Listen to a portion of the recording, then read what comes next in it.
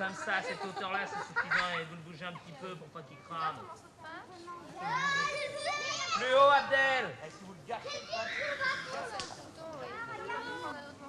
Et là, ce côté-là, ça va. hein? Ouais, ça va good si t'aimes. À l'occasion des 60 ans de l'émission culte Les Femmes aussi, on a eu envie à Madeleine de se replonger un petit peu dans la carrière d'Éliane Victor, cette pionnière de la télévision à la française, et on est tombé sur une émission méconnue qui s'appelle Du côté des enfants, qu'elle a faite en 1972, en février 72, avec ses comparses Jean-Pierre Gallo et Maurice Felvic, qui sont également des grands noms de la réalisation de fiction notamment. Et donc cette émission, elle prend le même principe exactement que Les Femmes aussi, sauf qu'elle va s'intéresser aux enfants. Qu'est-ce que c'était? Rien. Une nouvelle émission pour les femmes. Donc le format est assez long, il dure 50 minutes, on est vraiment immergé parfois pendant 2 semaines avec les protagonistes principaux. Et surtout la particularité de ces émissions-là, c'est que le regard qui est porté sur les personnages du quotidien, les personnes du quotidien, n'est jamais moralisant au moralisateur, on ne juge jamais ce qu'on voit. Oui. Ah oui, mais par hasard que j'ai vu cette correspondante. Oui. Ah oui, c'est comme ça. J'en ai été très content d'ailleurs. Elle est mignonne. Ah ouais. Donc là encore, la réalisation va être confiée à des très grands réalisateurs de la télévision d'antan. Jean-Louis Bertuccelli, Maurice Felvic, Robert Baubert vont contribuer à faire des portraits mémorables. Parmi les plus connus, et notamment ce portrait de la bande du sport du 17e à Paris, qui filme des adolescents de 12 à 14 ans qui sont un petit peu considérés comme des voyous et qu'on voit dans leur quotidien traîner dans un square après l'école. C'est pourtant dans la rue ou au square qu'ils apprennent la vie. Francine, tu restes avec nous. Je vais me faire engueuler, mais qui prend des coups, c'est toi? Oui, bon bah tu vas pas mourir, moi aussi j'en prends des coups. Ouais, mais Il va pas te frapper ton père, il va te dire pourquoi t'es pas rentré, t'as qu'à dire oh j'ai un copain à manger. Tiens, tu diras que t'as mangé chez moi. Ma mère elle dit qu'il faut rentrer à midi pile. Ouais, mais il a eu raison de vous renvoyer le patron? Oh non. Il a pas eu raison parce que... Bah même Aussi dans un sens, ouais. Dans un sens. Pourquoi? Même dans tous les sens, il a eu raison. Ouais, dans tous. Alors, faudra savoir, une fois vous dites non, puis une fois vous dites il a eu raison, normalement. Ouais. Toi, tu tiens un garage. Il y a un mec qui te sur quelque chose, tu le vires.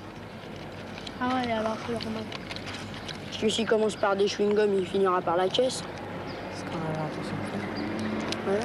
Une archive de Bernard Boutier qui est assez connue parce qu'il y a notamment ce passage en voiture où on voit les enfants donc essayer d'identifier les monuments de Paris mais pas vraiment réussir à mettre des noms dessus. C'est quoi ça? C'est pas les Invalides? Ah, c'est peut-être l'Hôtel-Dieu là. C'est pas un Louvre? C'est pas un musée, ça?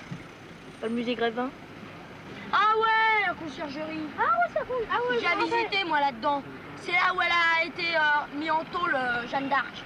Ça pue dans les sous-sols, ça pue le cadavre.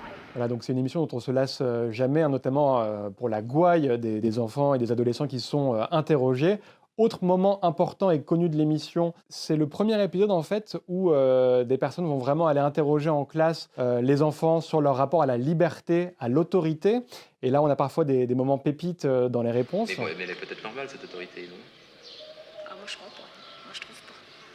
Je trouve qu'elle est injuste. Elle est injuste? Elle est injuste. Il n'y a pas de raison que les parents soient autoritaires et pas les enfants. Et des fois, tu es autoritaire avec tes parents? Ah non. Non? Et tu penses être capable de juger le niveau de tes bêtises? Tu crois pas que tes parents sont plus aptes à le sentir? Je crois pas, non. Tu aimerais avoir beaucoup d'enfants plus tard? Ah non. Non? Pourquoi? Pas du tout ou pas beaucoup? Une fille. Une fille qui te ressemble? Non. Non? Pourquoi tu trouves que t'es pas un bon modèle? Si, mais ça dépend. Peut-être que je deviendrai comme maman, alors là, non. Je vous rappelle donc que c'est une émission qui date de 72, on est dans un moment post-68, on est aussi au moment où l'ORTF arrive à sa phase de libéralisation la plus importante, on va dire. Il y a une émission notamment dans un internat qui montre ce que c'est que la vie pour des adolescents en internat. Il y a aussi des émissions en colonie de vacances, où les enfants sont pour la première fois coupés de leurs parents.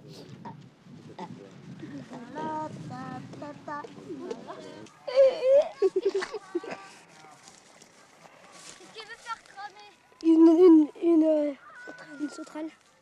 C'est dégueulasse, vous, hein? C'est pour moi, c'est lui qui veut faire. On va lui cramer, moi aussi, après. Qu'est-ce que vous pensez de la mixité en général? De là? De la mixité. Alors, on sait bien, c'est mieux que si c'était qu'un internat de filles. On s'amuserait. Oui. On s'amuse mieux que avec les garçons, on s'amuse bien. C'est vrai. Parce que les garçons ils trouvent plein de bêtises. Oh, c'est pas. Ils trouvent plein de bêtises, alors les filles, des fois, ça ne trouve pas. Alors on rigole bien. Mais c'est vrai parce que les filles, elles sont cons. Merci. Est-ce qu'il y a des amourettes des fois?